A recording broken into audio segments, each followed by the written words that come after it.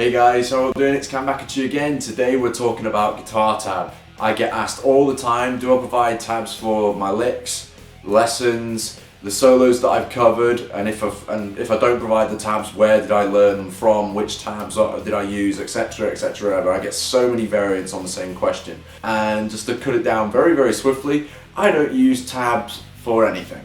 I feel that not using tabs has benefited me in a huge way as a player, and in this video I'm not slagging off tab, but I'm just telling you why you may not need it, although you feel you do now.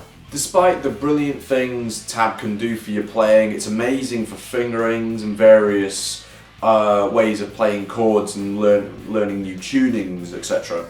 The last sort of nail in the coffin for me when it came to using tab was when I was learning the intro to Diary of a Madman by Ozzy Osbourne and Randy Rhoads on the guitar. I learned the first 4 shapes, which was really, really great. I had the track on there next to me and I was listening to it back.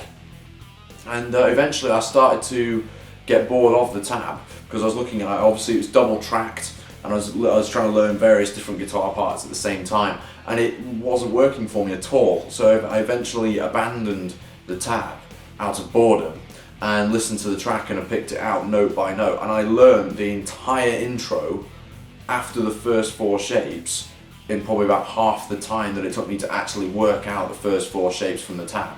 That's just the way I learned, but I broke it down note by note and applied it to my playing, and that's the same way I learn now. One thing I did find with tab that you might find interesting is don't always trust your sources. A little while ago, I wish I could prove this, we have a huge collection, like literally a library's worth of guitar magazines. One day it became too much and we were clearing a few out. We found 2 magazines that transcribed Highway to Hell and an AC/DC official tab book that we also had. Obviously each one had its own transcription for Highway to Hell, absolute classic, and we all know how to play it. But what was so funny, but for the main riff and the solo, each one was different. So it proves you never really know who's right. So you're always better off trusting your own instincts and what sounds right to you. And often, you will be correct. Just to quote the words of Vai, which I thought was absolutely brilliant, it's in his rig rundown, I think. Always play with your ears. Once it sounds good, it's good. One thing I recommend you try is something that really escalated my playing. It took it to the next level very quickly. And that is by breaking apart solos, not only note by note, but by breaking apart solos where you know how to play a certain part already and then work backwards. And I'll explain to you how this works. This is a long story, but it has a point. Back in 2012, I discovered Steel Panther, and Satchel's done some amazing guitar solos over the years. And what I did when I used to learn how to do all these solos, so I'd take a familiar part and work backwards, because the way often a lot of solos are constructed once they're done is so that they flow into each other seamlessly. So if you can work out a lick that's already vaguely familiar to you, you'll know that the lick that you want to learn next, whether it was just before or just after, whichever, you know that it's not too far away, which is always a good sign. But another cool thing too that I discovered when learning a lot of Steel Panther solos and Ozzy Osbourne solos was you could play the same lick in 2 or 3 different places on the fretboard.